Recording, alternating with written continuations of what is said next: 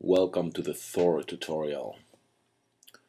This is the third synthesizer that we are exploring in Reason, and by far the most complex and advanced one. The Thor synthesizer is modular, meaning that you will be able to create and arrange different components of the synthesizer, such as the oscillators, filters, and envelopes, in a variety of orders. It's definitely much more flexible than the subtractor or the maelstrom.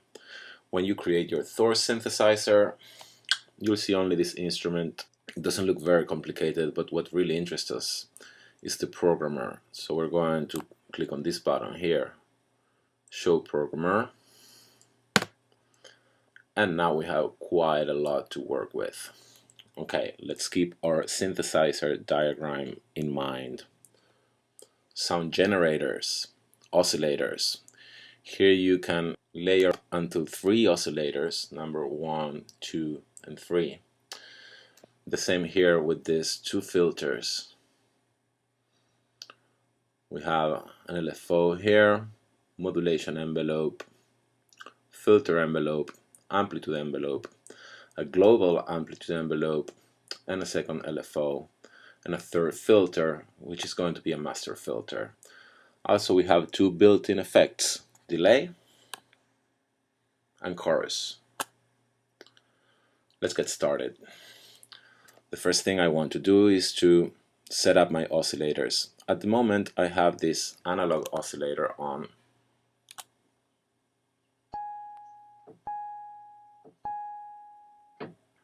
Of course, I can adjust the parameters here, such as octave,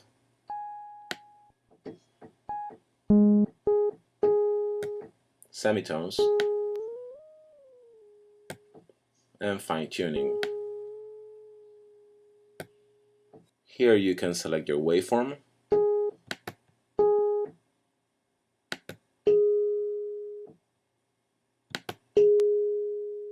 And if you choose a square waveform,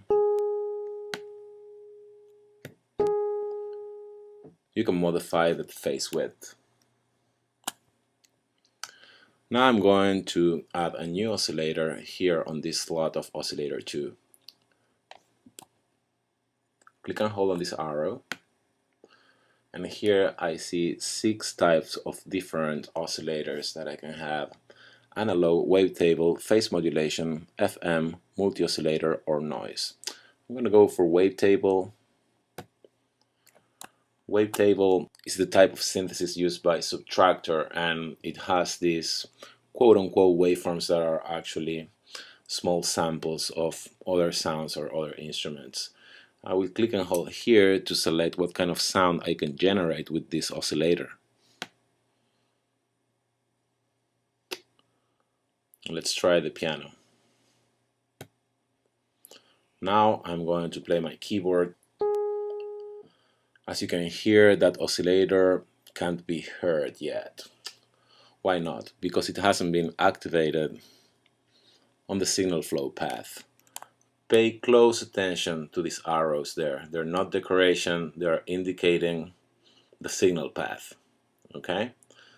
These 3 buttons here, 1, 2, and 3, and here, 1, 2, and 3, are going to enable your oscillators to go through this signal path. So in order to hear my oscillator number 2, I have to activate it from here or here. At the moment, I'm going to send it through the same path of oscillator number 1. I'm going to play my keyboard, and I can hear that I have the 2 oscillators sounding at the same time. Proof of this, let's mute oscillator number 1 now. That's oscillator number 2. This oscillator number 1. This knob is for balance between oscillator 1 and 2.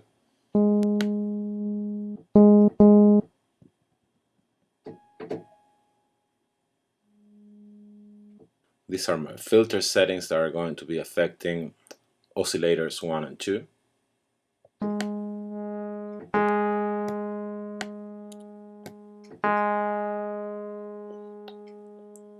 A little dry fader there to add some distortion to the signal.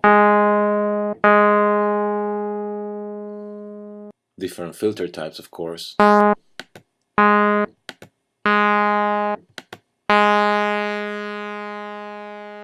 like that one. Now let's focus on oscillator number 3. Oscillator number 3, click and hold.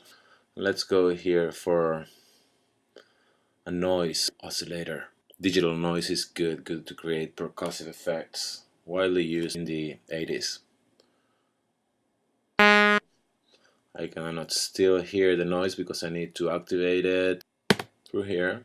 Now you can hear it clearly. Let's try the different types of noise. That's good.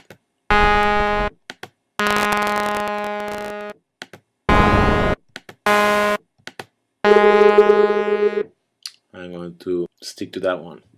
And here in this little mixer I have oscillator 1 and 2 fader, and number 3, in this case my noise. Let's bring the noise a little bit down. Now notice this arrow that is coming out of this filter. Here it's coming into the shaper if you want to distort the signal. Let's try that. Shaper on, and let's saturate. More drive. Glitchy and dirty. I like it. And here you can decide your signal to go both ways. Either directly here to the amp section and then your master filter envelope and built-in effects, or you can reroute the signal through this other filter.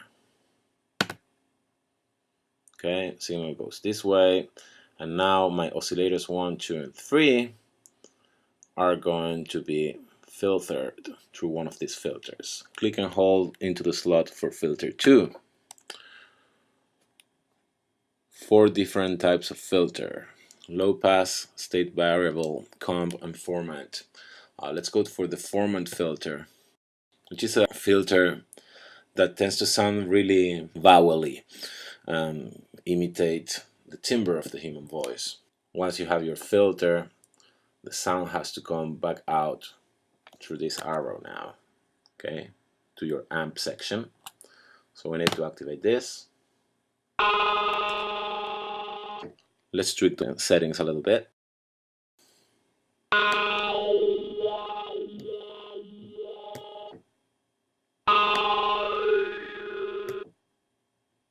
The gender knob will alter the formant.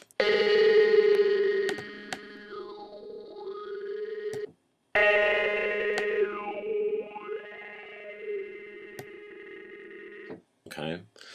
Another routing option. Let's suppose that we are going to route this mix here of these 3 oscillators directly into the amp section. You can see that the changes in the sounds are significant. Now, from this mixer section, we have a mix out, and we can route individual oscillators through this filter in parallel. So this is what we're going to do. We're going to deactivate oscillator number 2 here and activate it here.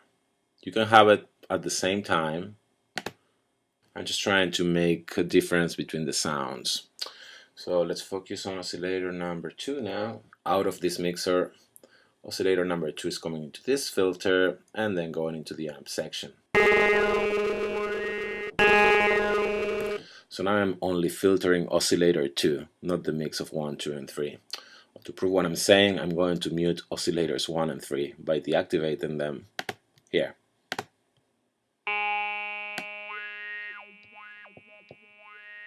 That's only oscillator number 2.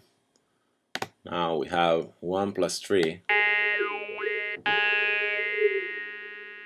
And now 1, 2, and 3.